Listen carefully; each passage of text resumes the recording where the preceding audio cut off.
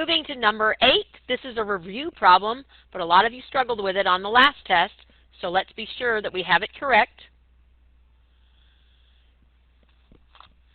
When we do this type of problem, we are going to be working with the actual mass of each of our isotopes and their relative abundance. We do not use the whole number values, as they are merely the name of the isotope. So our first isotope, chlorine-35, we have 75%, so we're going to move the decimal 2 places left and get 0.75 for the relative abundance, multiply by the mass of that isotope, 34.897. We're going to add to that the next isotope, again changing the percentage, moving the decimal 2 places to the left, and coming up with 0.25, and multiplying that by the actual atomic mass of that isotope, 37.436 AMU. We're going to put that whole thing into the calculator. What we get back is 35.5318. Our rules are we only keep to the hundreds place. The 1 does not round the 3 up, so we would chop it off and report 35.53, and the label would be AMU.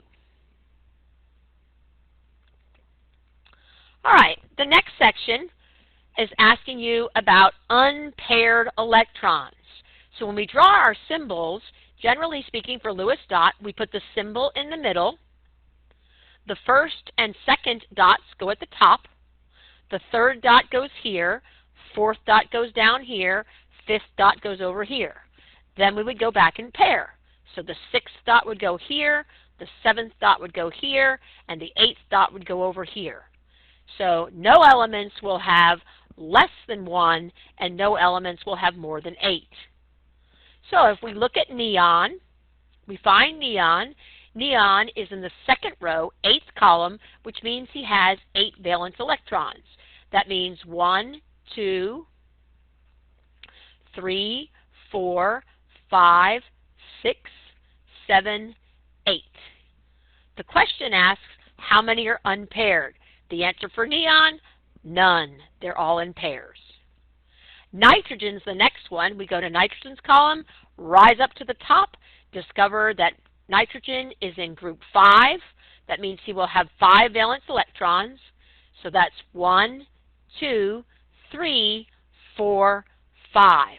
That means nitrogen will have 3 unpaired electrons, these 3 right here.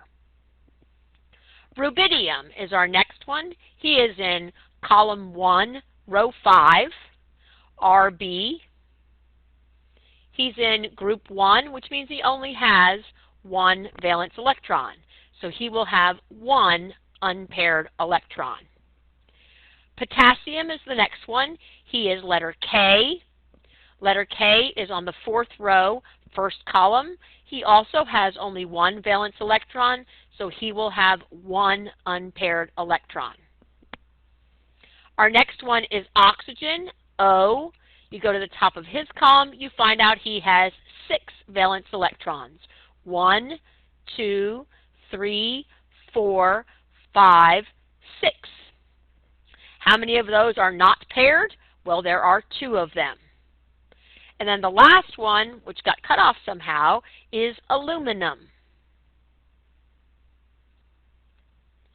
If you go to the top of aluminum's column, you find out he has 3 valence electrons. He will get 1, 2, 3, which means he will have 1 unpaired electron. Let's go to the next page.